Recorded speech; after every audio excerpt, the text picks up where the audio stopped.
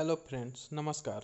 आज मैं लाया हूँ बारंबार आईपीसी की परीक्षाओं में पूछे जाने वाले प्रश्नों की श्रृंखला में आज चौथा वीडियो मेरा ये है। अगर आपको ये वीडियो पसंद आता है तो लाइक कीजिएगा, शेयर कीजिएगा और मेरे चैनल को सब्सक्राइब कीजिएगा। अभी तक अगर आपने मेरे इससे पहले की वीडियो नहीं देखी है तो उसे देखने के लिए आप डिस्क्रिप्शन में मैं लिंक दे रहा हूँ पिछली तीनों वीडियो का, इस श्रृंखला की। आप उस वहाँ पे डिस्क्रिप्शन में जाके आप उस वीडियो को देख सकते हैं। तो प्रश्न को आगे मैं बढ़ाता हूँ। पहला ये आज की वीडियो का पहला प्रश्न है, भारतीय दंड संहिता में स्त्री शब्द घोतक है 15 वर्ष से ऊपर की आयु वाली किसी महिला का, 18 वर्ष से ऊपर की आयु की किसी महिला का, 21 वर्ष से ऊपर की आयु की किसी महिला का, डी जन्मजात बालिका सहित किसी भी आयु की महिला का। तो इसका सही आंसर है डी जन्मजात बालिका सहित किसी भी आयु की महिला का। भारतीय दंड संहिता की धारा 10 के अनुसार स्त्री शब्द किसी भी आयु की मानव नारी का घोतक है, चाहे वह जन्मजात बालिका हो या किसी भी आयु की महिला हो। अगला प्रश्न है, भारतीय दंड संहिता में न्यायालय कोर्ट ऑफ जस्टिस शब्द द्योतक होता है उस कक्ष को जिसमें न्यायाधीश अपनी बैठक करता है, एक सिविल जज के न्यायालय को, ऐसे न्यायाधीश को जिसे केवल न्यायिकता कार्य करने हेतु विधि द्वारा अधिकृत किया गया है, उपरोक्त में से किसी का भी नहीं। तो इसका सही आंसर है सी, ऐसे न्यायाधीश को जिसे केवल न्यायिकता कार्य करने के लिए विधि द्वारा अधिकृत किया गया है।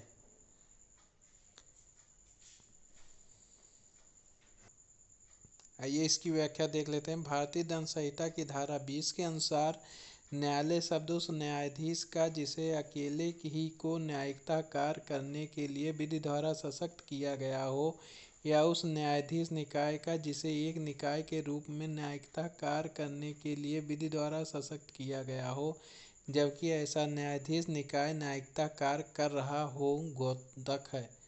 अगला प्रश्न है, निम्नलिखित कथनों में से कौन सा एक कथन गलत है?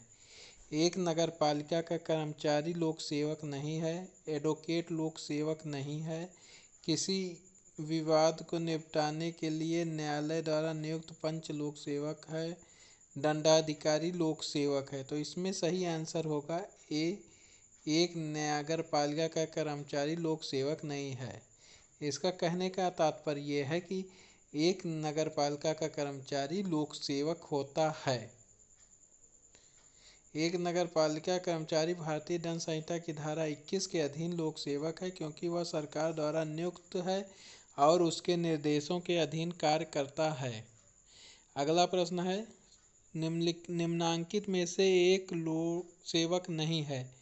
परिसमापक, सिविल जज, न्यायालय की सहायता कर रहा पंचायत सदस्य, सहकारी समिति का सचिव। तो इसमें सही आंसर है सहकारी समिति का सचिव। सहकारी समिति का सचिव लोक सेवक नहीं है। परिसमापक, सिविल जज तथा न्यायालय की सहायता कर रहा पंचायत सदस्य भारतीय दंड संहिता की अनुच्छेद 21 के अधीन लोक सेवक हैं, जबकि सहकारी समिति का सचिव इसके अंतर्गत लोक सेवक के रूप में परिगणित नहीं है। अगला प्रश्न है, निम्न में से कौन लोक सेवक नहीं है? राज्य का मुख्यमंत्री, central board of film sensor की सभापति, बीमा कंपनी का बीमा सर्वेक्षक, राष्ट्रीय बैंक का कर्मचारी। तो इसका सही आंसर है बीमा कंपनी का बीमा सर्वेक्षक जो है लोक सेवक नहीं है। इसका देख लीजिए व्याख्या। ए आर पुरी बनाम राज्य 1989, क्रिमिनल लाजा 697, बम्बई के बाद में न्यायालय बीमा के कंपनी के सर्वेक्षक को भारतीय दंड संहिता की धारा 21 के अंतर्गत लोक सेवक नहीं माना। अगला प्रश्न है, भारतीय दंड संहिता 1807 में सदोष लाभ एवं सदोष हानि को परिभाषित किया गया है। सेक्शन 22 में, सेक्शन 23 में, सेक्शन 24 में, सेक्शन 27 में। तो इसका सही आंसर है सेक्शन 23 में। भारतीय दंड संहिता की धारा 23 में सदोष लाभ एवं सदोष हानि को परिभाषित किया गया है, जबकि धारा 27 में पत्नी, लिपिक या सेवक के कब्जे में संपत्ति का, धारा 24 में बेईमानी से एवं धारा 22 में जंगम संपत्ति को परिभाषित किया गया है।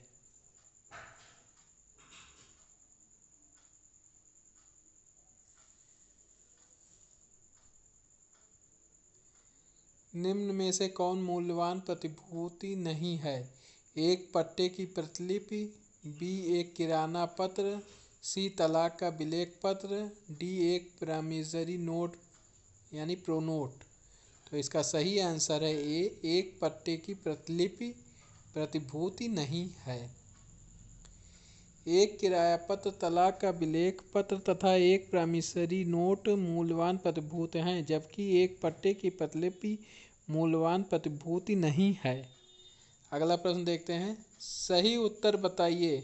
बेईमानीपूर्ण आशय से अभिप्राय है केवल अपने लिए सदोष लाभ का आशय, केवल किसी के सदोष हानि का आशय, सी किसी के सदोष लाभ या सदोष हानि का आशय, डी किसी को धोखा देने का आशय। तो इसका सही आंसर है सी, किसी के सदोष लाभ या सदोष हानि का आशय। भारतीय दंड संहिता की धारा 24 के अनुसार जो कोई इस आशय से कोई कार्य करता है कि एक व्यक्ति को सदोष लाभ कारित करे या अन्य व्यक्ति को सदोष हानि कारित करे, वह उस कार्य को बेईमानी से करता है, यह कहा जाता है।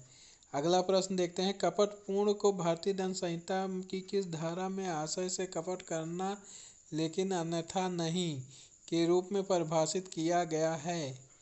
20, 23, 24, 25। तो इसका सही आंसर है डी 25। इसकी व्याख्या देख लेते हैं। भारतीय दंड संहिता की धारा 25 के अनुसार कोई व्यक्ति किसी बात को कपट पूर्वक करता है, यह कहा जाता है यदि वह इस बात को कपट करने के आशय से करता है, अन्यथा नहीं। अगला प्रश्न है। किस स्थिति में कोई संपत्ति किसी व्यक्ति के कब्जे में मानी जाती है? पत्नी, लिपिक, सेवक, उपयुक्त सभी। तो इसका सही आंसर है डी, उपयुक्त सभी।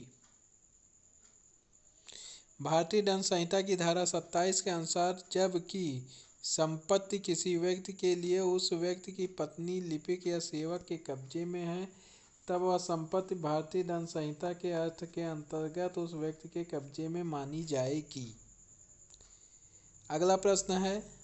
भारतीय दंड संहिता के प्रयोजनार्थ इस संहिता में किए गए कार्यों का निर्देश करने वाले शब्दों से आशय केवल स्वेच्छापूर्वक किए गए कार्य से है, से बी से आशय सभी प्रकार के लोपों से है, सी का विस्तार स्वेच्छापूर्वक कार्यों एवं स्वेच्छा लोपों तक है, डी उपयुक्त में से कोई नहीं। तो इसका सही आंसर है सी।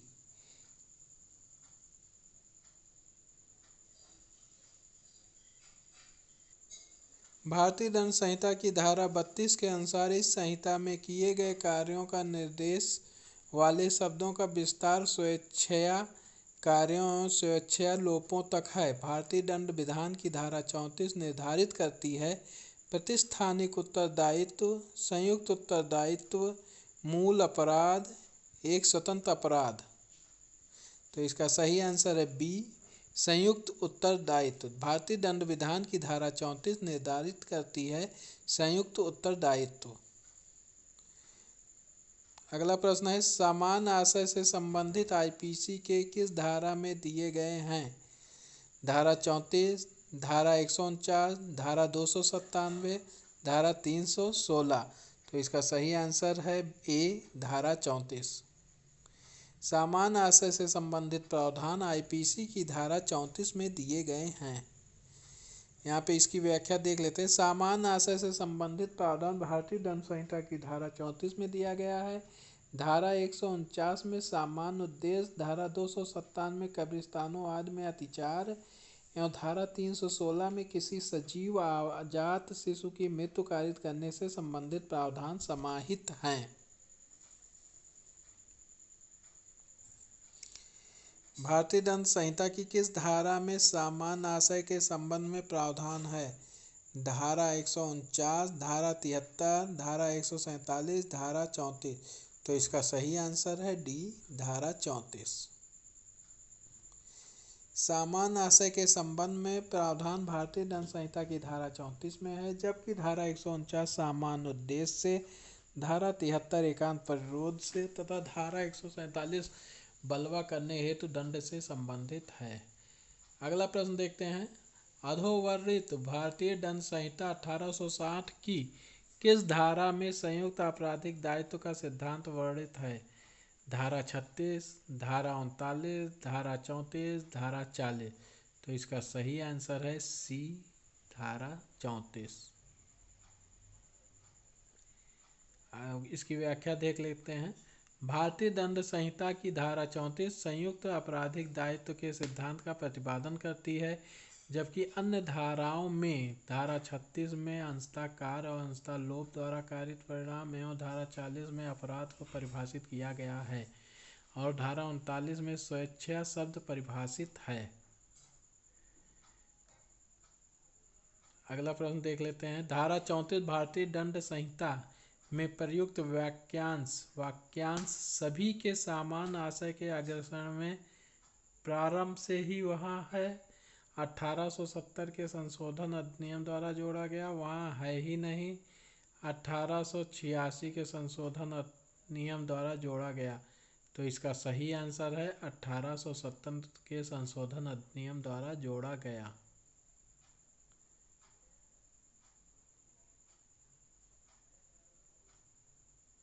इसकी व्याख्या देख लेते हैं। भारतीय दंड संहिता की धारा 34 में प्रयुक्त वाक्यांश सभी का सामान्य आशय के अग्रसरण में 1870 के संशोधन अधिनियम द्वारा जोड़ा गया। अगला प्रश्न है। भारतीय दंड संहिता में कौन से प्रावधान संयुक्त दायित्व से संबंधित हैं? धारा 34, धारा 35, धारा 149, धारा डी उपयुक्त सभी धाराएं। तो इसका सही आंसर है डी, उपयुक्त सभी धाराएं। इसकी व्याख्या देख लेते हैं, थोड़ा बड़ी है, पढ़ लेते हैं। भारतीय दंड संहिता की धारा 34, धारा 35 एवं धारा 149 सभी संयुक्त दायित्व से संबंधित हैं। धारा 34 में उल्लेखित सामान्य आशय को अग्रसर करने में कई व्यक्तियों द्वारा किए गए कार्य, धारा 35 में वर्णित आपराधिक आशय या ज्ञान से किया गया कार्य तथा धारा 149 में वर्णित विधि विरुद्ध जमाव के प्रत्येक सदस्य द्वारा सामान्य उद्देश्य को अग्रसर करने में किया गया कार्य, उक्त सभी धाराएं संयुक्त आपराधिक दायित्व से संबंधित हैं। अगला प्रश्न देख लेते हैं। धारा 34 के अंतर्गत दायित्व होता है पृथक, संयुक्त, पृथक व संयुक्त न्यायालय के अनुसार। तो इसका सही आंसर है पृथक व संयुक्त। भारतीय दंड संहिता की धारा 34 के अंतर्गत आपराधिक दायित्व पृथक व संयुक्त होता है। अगला प्रश्न देखते हैं। निम्नलिखित में कौन भारतीय दंड संहिता की धारा 34 के अंतर्गत पदावली सामान्य आशय का अर्थ नहीं है? समूह को गठित करने वाले सभी व्यक्तियों के मध्य एक पूर्व नियोजित योजना, मस्तिष्कों का पूर्व मिलन तथा पूर्व परामर्श, परिणाम के पूर्वानुमान के बिना एक आपराधिक कृत्य करने की इच्छा, जो अपराध कारित किया गया है उसे गठित करने हेतु आवश्यक दुराशय, जो अपराध कारित किया गया है आवश्यक रूप से उसे ही कारित करने हेतु बुरा आशय। तो इसका सही आंसर है बी, परिणाम के किसी पूर्व अनुमान के बिना एक आपराधिक कृत्य करने की इच्छा।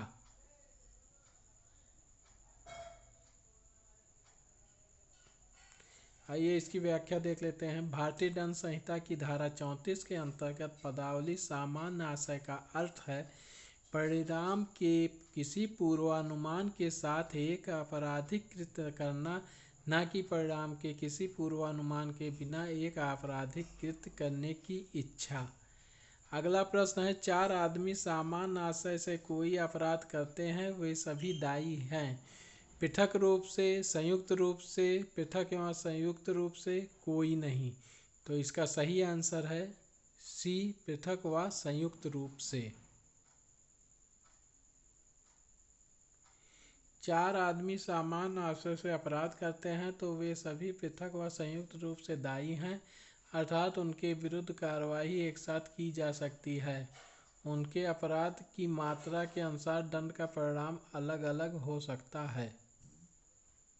अगला प्रश्न देखते हैं, दंड संहिता की कौन सी धारा संयुक्त आपराधिक दायित्व के सिद्धांत से संबंधित है? ए धारा 34, बी धारा 36, सी दोनों धाराएं 34 और 36, उपयुक्त कोई नहीं। तो इसका सही आंसर है भारतीय दंड संहिता की धारा 34, 35, 37, 38 तथा 149 संयुक्त आपराधिक दायित्व के सिद्धांत से संबंधित है, जबकि धारा 36 किसी व्यक्ति के अंततः कार्य तथा अंततः लोभ द्वारा कारित अपराध से संबंधित है। यह धारा संयुक्त दायित्व के से संबंधित नहीं है। धारा 34 के अधीन समान आशय का निम्न अर्थ है वही आशय, एक समान आशय, सी आशय जो आपराधिक कृत्य करने वाले लोगों को ज्ञात है, डी एक सामान्य उद्देश्य से दोषपूर्ण आशय। तो इसका सही आंसर है आशय जो आपराधिक कृत्य करने वाले लोगों को ज्ञात है।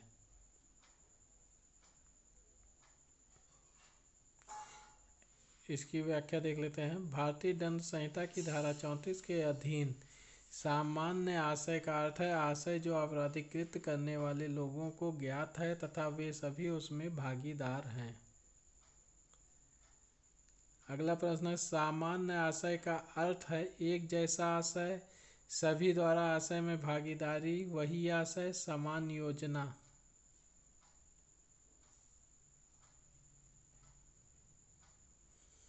तो इसका सही आंसर है सी सभी द्वारा आशय में भागीदारी। यहाँ पे इसकी व्याख्या देख लेते हैं। सामान्य आशय का अर्थ है सभी के द्वारा आशय में भागीदारी। यह जो है यह महबूब बनाम एम्परर के वाद में बताया गया है। यहाँ पे आप ध्यान दीजिएगा, एक प्रश्न ये भी बन सकता है कि किस वाद में सामान्य आशय को परिभाषित किया गया है। तो महबूब शाह बनाम एम्परर के वाद में सामान्य आशय का अर्थ यह बताया गया है सभी के द्वारा आशय में भागीदारी। सामान्य आशय से अभिप्राय दो या अधिक व्यक्तियों में एक सा आशय, दो या अधिक व्यक्तियों में आशय की समानता, दो या अधिक व्यक्तियों का एक ही आशय रखना, डी एक आशय के प्रति दो या अधिक व्यक्तियों में मानसिक सहमति का होना, एक दूसरे की उसमें सहभागिता। तो इसका सही आंसर है डी एक आशय के प्रति दो या अधिक व्यक्तियों में मानसिक सहमति का होना तथा एक दूसरे की उसमें सहभागिता। भारतीय दंड संहिता की धारा 34 में परिभाषित सामान्य आशय से अभिप्राय एक ही आशय के प्रति दो या दो से अधिक व्यक्तियों में मानसिक सहमति का होना तथा एक दूसरे की उसमें सहभागिता है। महबूब शाह बनाम एम्परर के बाद में प्रीवी काउंसिल ने अभिनिर्णित किया कि सामान्य आशय में आपराधिक योजना में शामिल सभी व्यक्तियों के मस्तिष्कों का पूर्ण मिलन आवश्यक है। ये है आखिरी प्रश्न, इस वीडियो का आखिरी प्रश्न। सामान्य आशय के आधार पर संयुक्त दायित्व के सिद्धांत के लागू होने के लिए आपराधिक कार्य किया जाना चाहिए। एक से अधिक व्यक्तियों द्वारा, कम से कम 5 व्यक्तियों द्वारा, केवल 2 व्यक्तियों द्वारा, किसी विरुद्ध जमाव के सदस्य द्वारा। तो इसका सही आंसर है ए एक से अधिक व्यक्तियों द्वारा।